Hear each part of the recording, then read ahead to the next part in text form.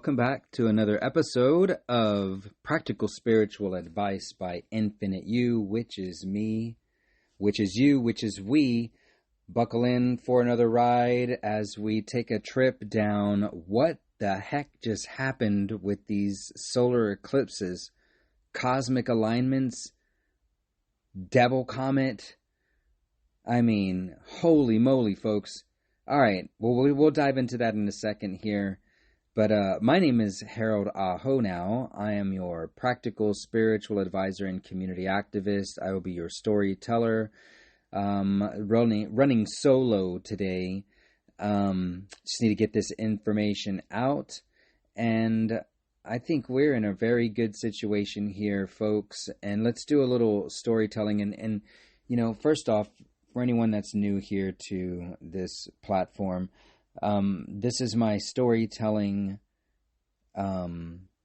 platform for me and my spiritual awakening, and that's how the practical spiritual advice comes through with the storytelling. As I discover things, as I tell the stories again, I rediscover things. It's like reading a book for another time with a new perspective.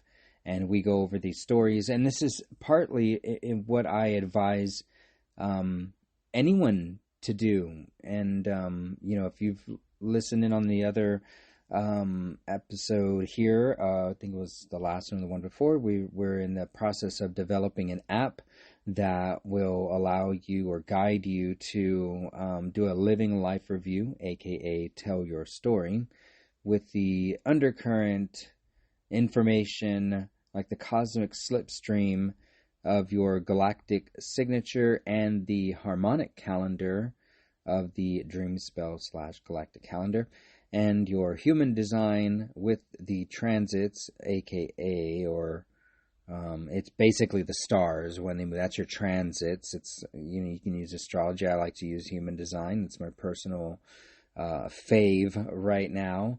And then you can start, you know, knowing where your astrocartography, right? That's not going to change with your story, but knowing when you have a story in a different location, take into account your astrocartography and see if the theme is playing out. And these are all just, you know, things that we are putting together, Infinite You, which is the name of our business here, Infinite You Wellness Plus Synergy. So please go and subscribe to our newsletter at infiniteyou.info. And please listen to our other storytelling events and see if you can pick up on some synchronicities that align with your story and your personal ascension and your mission here on planet Earth, as we are all just reflections.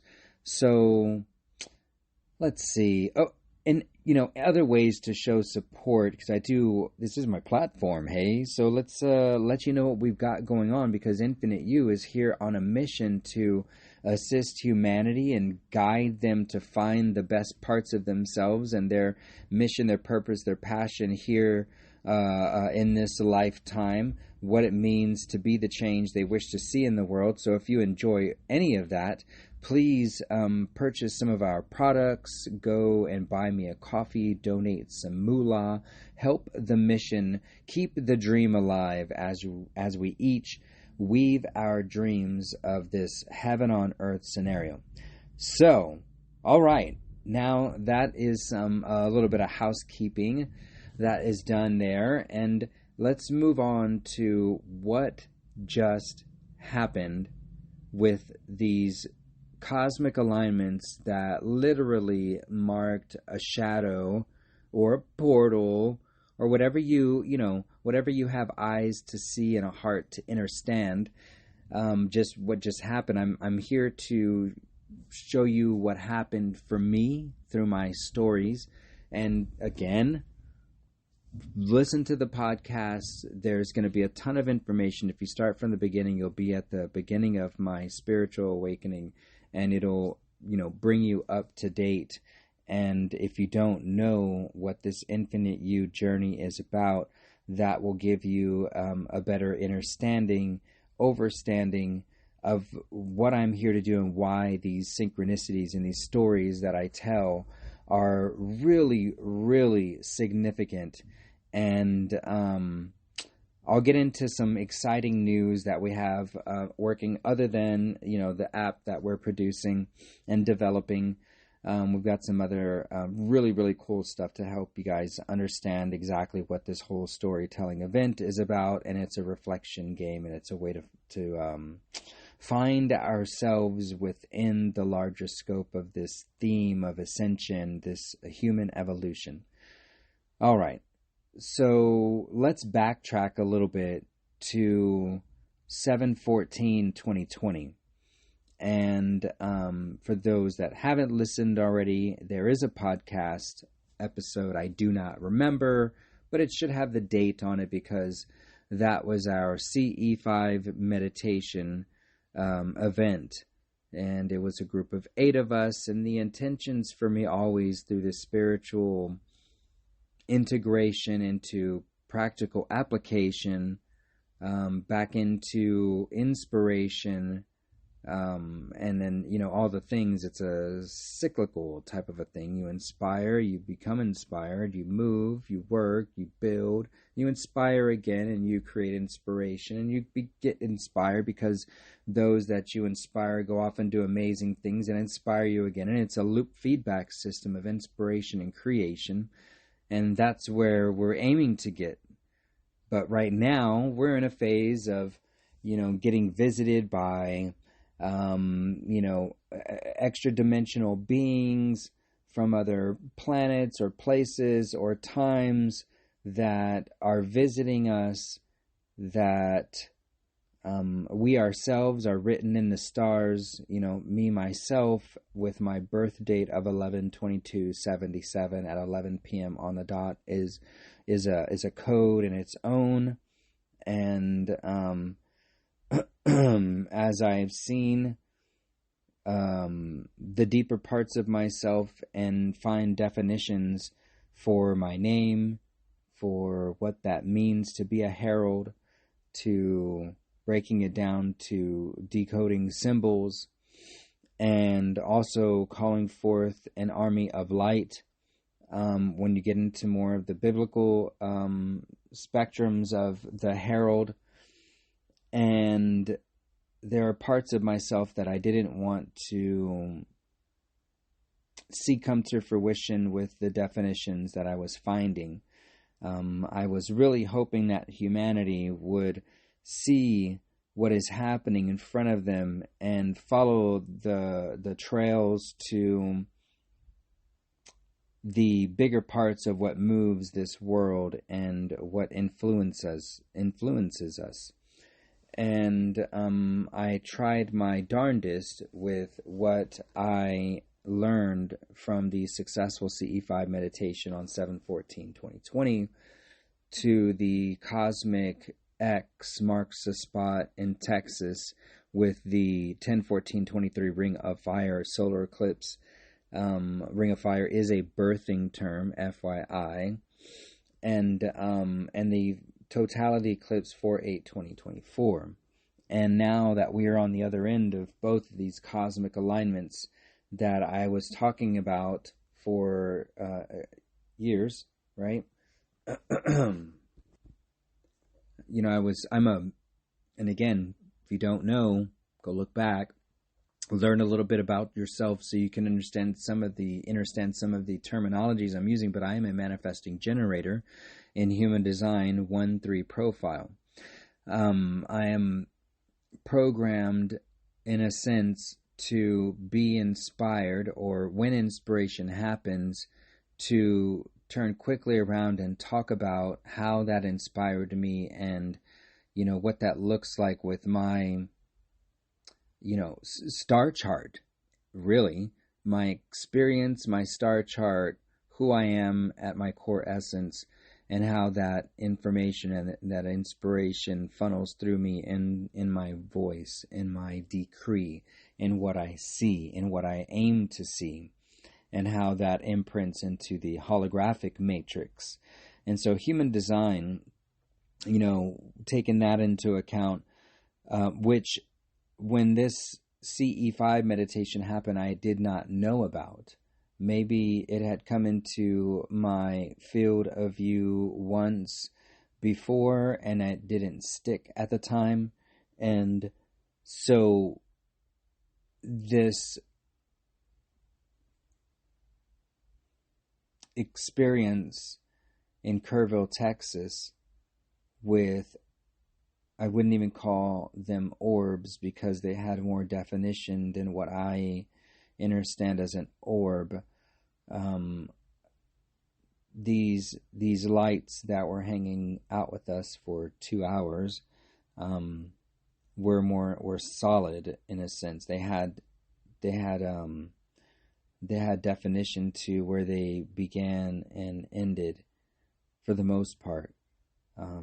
And so anyway, this Morse code of an event with I'm just going to put it out there as Arcturians and Andromedans, and I'm sure my higher self Pleiadian aspect had something to do with this, with their shenanigans that they do. So just kidding with this, but it is shenanigans in a sense. Like we're really just we're doing some effery, some fuckery upon ourselves as we fractalize and split ourselves up and go and experience some really crazy things and then come back and tell our stories and reflect that back into the center. And so that's what's going on in a bigger part of this evolution of our soul. But at this time, looking back into how things transpired after 7/14/2020, I was super inspired by the situation and really dumbfounded as we did not record anything.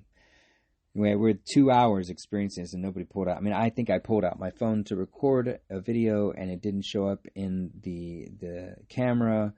And so I just quit and started oohing and aahing. And so there is no physical evidence other than what I am here to show in my own living physical evidence. So these cosmic alignments pointed me towards planet mechanics and how humans cohabitate with the planet and can actually jumpstart this new paradigm when we get to know who and what we are and how we can program the waters below within the aquifer system. And the Edwards Trinity aquifer being too low for us to effectively do that, and that gap of air between the top of the water table and the roof of this cavernous aquifer system, there's an air gap missing there, a water pressure, and it causes a lack of flow or just no flow to my city, San Antonio. And the history of this place. So there's a lot that has been learned about how we have an opportunity with, if you really look into what most of the talk is about, more or less, with abductions and doomsday, or just any kind of maybe connection with like being a galactic citizen. Let's just go that route. There's a consensus that says that we need to get our own shit together, that nobody's coming to save us. And for some, that's a very hard pill to swallow, and that's actually a pill that some refuse to swallow and they run away from. And it seems to be the plight that we're in. This is the situation that we have found ourselves in, because we did have a cosmic alignment that had many markers in it. And the more I tried, the more my word was diverted, derailed, stifled. And I don't know if this was just because the collective needed to go through this extrasensory experience that may not be as fun as something that, hey, I got it and I know what to do with it type of a thing, where it's like, hey, I'm falling down and I know what fucking, I'm on a bicycle. What's a bicycle? And, that's maybe not the best. I tried. I really, really, really, really attempted to do something spectacular and host our own festivals that would be something along the lines of Building Man, where the property is owned by someone that we know or by our community, and every festival or event we have, we build on the land, and we don't just rent out the space to leave no trace. We purchase property and learn how to use the human energy of what happens when humans come to gather in a place. And there's just so many ways of gathering kinetic energy that can be used to build amazing structures. Just take the example of Burning Man, right? They build a whole city and then destroy it every year. And it's just the epitome of like what we need to leave behind.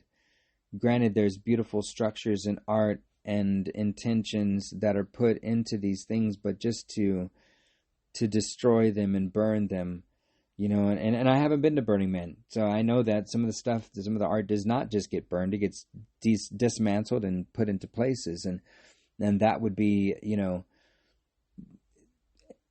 let me not get into a tangent or a rant on what Burning Man could be from a perspective of me. I've never been, so I don't know the intricacies, but I just know that things can be put together literally in days, when we come together with intentions collectively to do a project. Cities have been built within a month and dismantled all within a month. The stories of San Antonio and the international fairs that would happen here, and all the hidden information that tells a different story than what I was told in school. There's some stuff missing. Very, very important information. It would make a difference to every single person on this planet if they had a little bit of information that is missing. And whether we can call it on purpose, or we can call it a collective consciousness not quite ready for that type of a shift. But what we witnessed with these cosmic events is a bunch of humans not aware of cosmic events. There was a money grab from people that don't know what to do with it, those types of resources. There were people put in uncomfortable situations thinking that they were going to have a gathering and come together in prayer and meditation by the thousands, not by the hundreds. They brought us together to dismantle us. That's what happened. And this is me speaking on my energetic experience and 40,000 foot overview of what happened with the Texas Eclipse Festival. Now, each individual has their own perspective on the situation, and some individuals within the hierarchy of what happened may have a different perspective than what I may be portraying, because I do not know them. But what I'm going to speak on is what I saw from that 40,000 foot overview of what happened. Let me get a drink of water, because we'll get into it. So everybody should just probably take like 3 deep breaths. I'm going to pause for a second. I'll be right back. All right. So for those that are close to me, they know I was trying to put together and our own event. And I had a piece of land that would have been perfect for an event that could host, 5 to 10,000 people. Something manageable, something that I know within my network of people that we could come together and get the job done if we all just put our heads down and got the job done. Because that's what happens when we do these events. And, I'm speaking from the end of an event producer with the Mayan Day at a Time celebration. It's so stressful that I was not able to put one together for this last year, 2023. Was missing a Mayan Day at a Time celebration, Day at a Time. This year, 2024, that will not happen again. So we are formulating a strategy and all this, but this is to say that even with my small event, there are larger ones, and I know there's a lot of intricacies and a lot of fortitude and a lot of restless and sleepless nights that go into producing some of these events. And as an attendee and as a producer and as a facilitator and vendor within this scope of transformational festivals, we could have done something that would have solidified our place on 4/8/24. We would have known well in advance by 10/14/23 what we were doing on 4/8/24. That was the plan. To put a worldwide event together and bring everyone together to celebrate a cosmic experience for humanity and our connection to the stars. And I wanted to celebrate with the world. And I wanted the world to celebrate with me. And so as I saw those things in my heart and in my vision, and as each thing did not come to pass, and as eclipse came and passed, and I saw things happen that were, the Ring of Fire with Angel and Solarpunk Summit was absolutely beautiful. And that was like, she's like a reflection. That's like, if I wanted to put something together and just have this divine feminine touch to it, that's exactly what I would have put together. It was amazing. It was beautiful. It was inspiring. It was everything that you would expect if you've gone to enough Solarpunk summits. So that is an open invitation for anyone that has not attended a Solarpunk Summit event. Next one is coming up on the 24th of this month. This is April. And that'll be a sessions event, and it'll be a more intimate event with Dea Dova, who is gridding the planet with her voice. And so I'm really excited to connect and, just be in the same space with her. I would love to have a conversation, but I hold no expectations at this point. Everything I've tried to do keeps failing in front of me. So I'm just like, hey, the 1-3 profile in human design, that 3 line is not a joke. And, for all my 3 lines out there, like, let's cuddle and cry together or something. Like, this is, just not the funnest, thing to push through, but birthing a whole new reality. I mean, did you expect it? I mean, you would, yeah, you almost come down like, I expected to be roses and sunshines and rainbows and this beautiful experience. But when you have an old system that just is refusing to let go, and people just so attached to something that is just a sinking ship, and it's a collective willing of, holding on to a boat and say, I'm going down, I'm the captain of this, and owning so much of it that you didn't even create It wasn't for you. It was never built for you. It was built for someone else, and they siphoned your energy.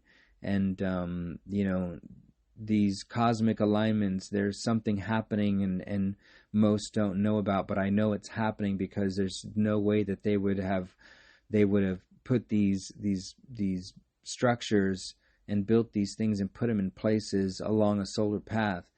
So free energy is around the corner, and how that happens, it'll happen. I don't know how it's going to happen. I don't know if we need to go through the whole revolt and everything. I'm just looking at humanity and saying, what do y'all need to finally figure it out and say, hey, we're in this together, aren't we?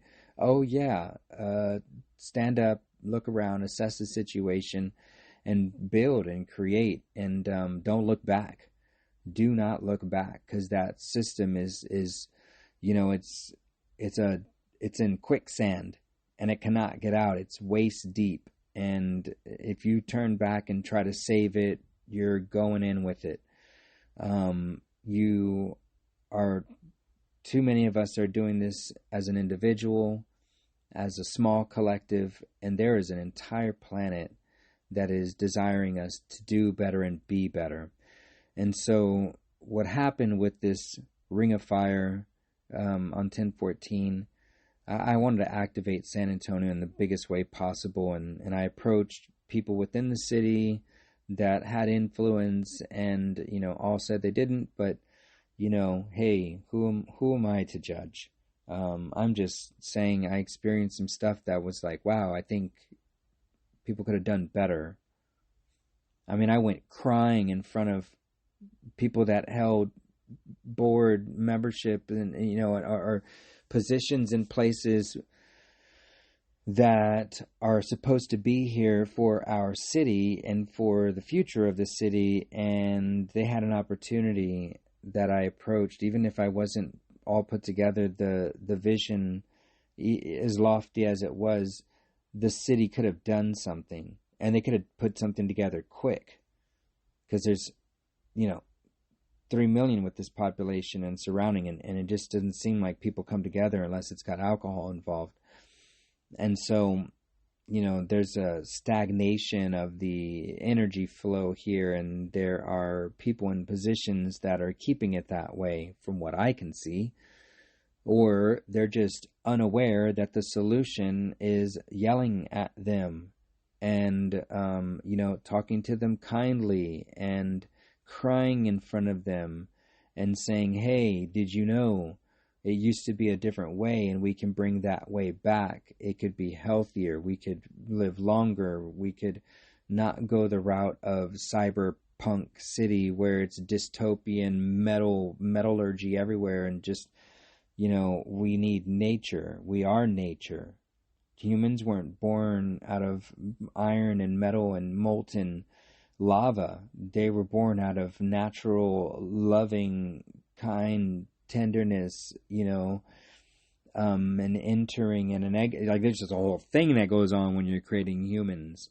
So, and it's natural. It is not this, metal cyber thing. Even though the whole solar punk ideology is to bring technology and integrate it in with collaborative ways with nature, and then adopt a whole new political scene that fosters the ability to move in a direction of thriving instead of just surviving.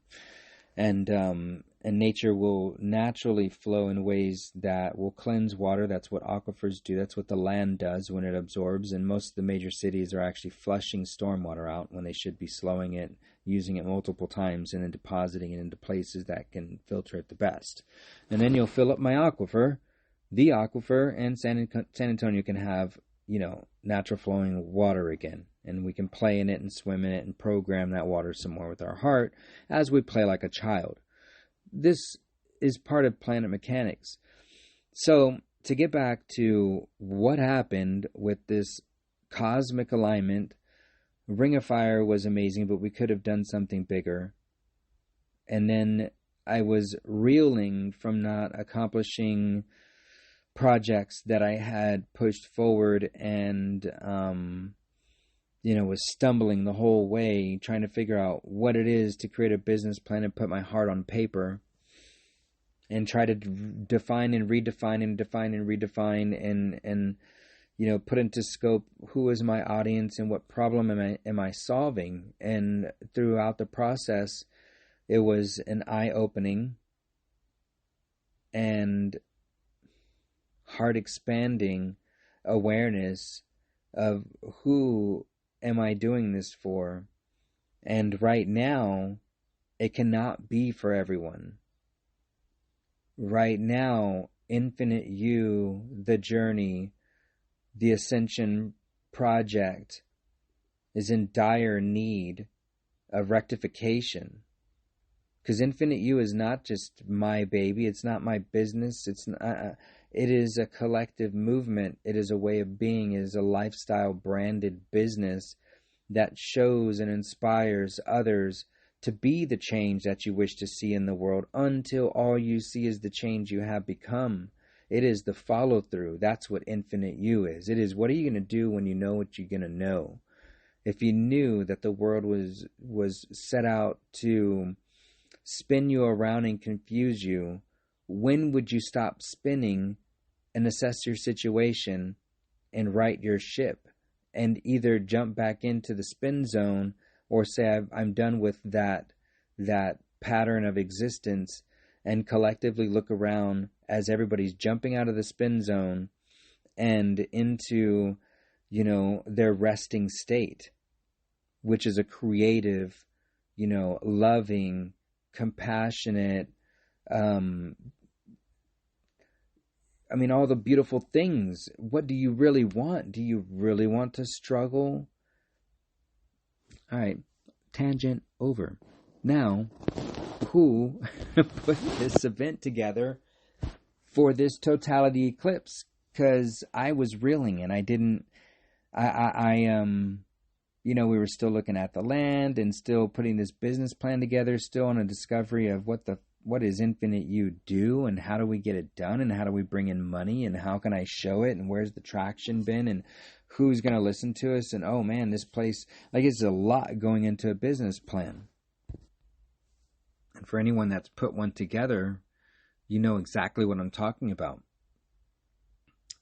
You've got projections, you just got so much that goes into it. Look into a business plan and all the details when you're trying to put your stuff together in order to approach someone to say, hey, this idea, this project, this business is worthy of money and I can pay you back. And then show them how you're going to pay them back and when. And all the nuances and and legalities and everything. It's a freaking shitstorm. So, as I was maneuvering through the shitstorm, reeling from not selling 5,000 solar eclipse glasses for the Ring of Fire eclipse, sitting on a bunch of glasses, wanting to get more, wanting to develop all these different things, I started learning. And so, little by little, I dropped the armor, I dropped the staff, I dropped the drive to create what I was wanting to create. The Texas Eclipse Festival, Disco Donnie was getting all the major players. One by one, I saw my friends posting how they bought tickets and who else is coming with them. And then in the comments, I saw more and more friends going to this event that I didn't put together. And then I started seeing the lineup and all the artists that I wanted to bring into one place on the land that we purchased for our community and throw the dopest transformational festival on the planet. Started signing up for this event. And I didn't want to miss out on something that I feel like I created. Because it's all my people and it's all the things, all the art and all the whole collectives coming together. And, we pushed towards getting tickets and trying to work with Disco Donnie and have our holographic stickers included in their tickets. You know, you come by and at the will call, whatever, and you get a free holographic sticker, sign up for the app, blah, blah, blah. And, you know, kept trying to maneuver and get my way into some kind of an event to talk or whatever, and just nope, just nobody was listening, nobody's responding, emails, nothing.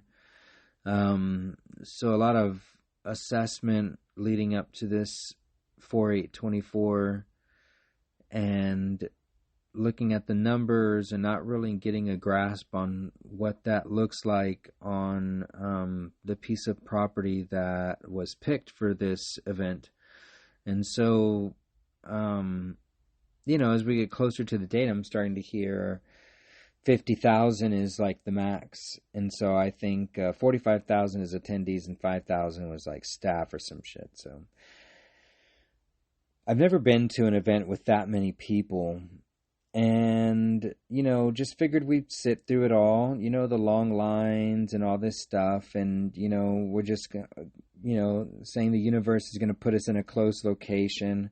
As we get closer and closer, Yaws, my homie, is there early, and he's telling me that he wishes he would have brought his e-bike, that the place is full of hills and it's dusty. And, so I'm like, all right. And, yeah, it's dusty. It's like Burning Man, a quarter of Burning Man, I guess. I hear Burning Man's a lot worse, but I mean, to get just a little, there was dust everywhere. And I didn't bring a mask from, I did. I left it somewhere and I never popped it out. And one of those gator masks, I never put it over my mouth. So, you know, Saturday night or Sunday night, I was spitting up, you know, it's just like, it was all dusty in my mouth. So we took our children, we got the tickets, we manifested discounted tickets. From what I heard, they sold out. So we show up on Friday afternoon. We wait about 3 hours in line till we get our spot. We unload. It's nighttime by the time we're, you know, more or less set up with our camp. It's a nice setup. And I went and did a little recon to see how far the festival actually was from where we were camped. Oh, and this is the part that I'm always dreading, because we have a 3-year-old with Violet Ray, and I'm not going to carry her the whole time. So we have a wagon, and yeah, riding the bike all the way down there was cool because it's, you know, it's hills. I was going downhill, but looking at it, I'm like, oh my goodness, this just keeps going and going and going. I mean, it's almost at least a quarter mile of hills, and you know, one person on the back of your cart and one person pulling and switching out, and, you know, baby's asleep at midnight, and we're trying to get back to camp, which is probably a half mile away, with half of that being hills. So, and then even the festival grounds itself, holy shit, once you get in there, you've got hills to get down to where the stages are. And then between stages was just, it was, this thing that they built was just massive. I mean, it was like a Burning Man. They again, I've never been, but the consensus from a lot of people in the field are like, yo, this is like a Burning Man. And it was. There were like stages and art cars and music everywhere and lights and a whole city.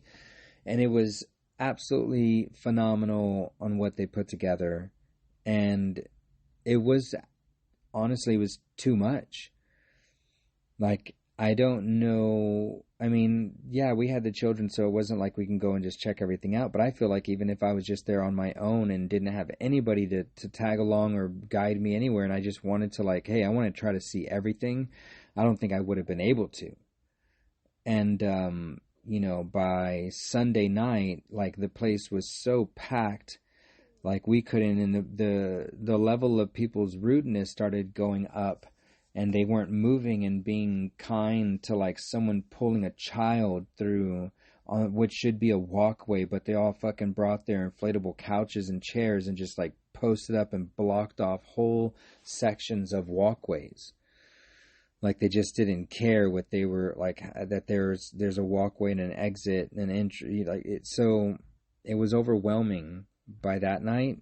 And so they gathered everyone, for this event, and we were supposed to have a global meditation with unify.org Monday through the eclipse, and then a bunch of amazing performers and artists were going to be strutting their stuff and doing their thing for us on Monday. And Monday morning they called it quits. They canceled the festival. They put us in a place that turned into dirt, because you can't expect, like, there's a thing about so many people walking all over grass. The dirt just starts to get churned up and it sits on top of the grass, and then it just becomes more and more and more and more, and you wind up with just like dirt roads and dirt ways everywhere. It's just all dirt. And so logistically, and it being Texas, you should be thinking that weather could do whatever the fuck weather's going to do, and it'll change. And if you had rain before or on the day after, you're going to be screwed with where they positioned us logistically. And then how many people. So there was some oversight that was not thought of, that I don't know how that happened, because you had so many seasoned vets that it seems like the place, like all those seasoned vets came in and just worked with what they could.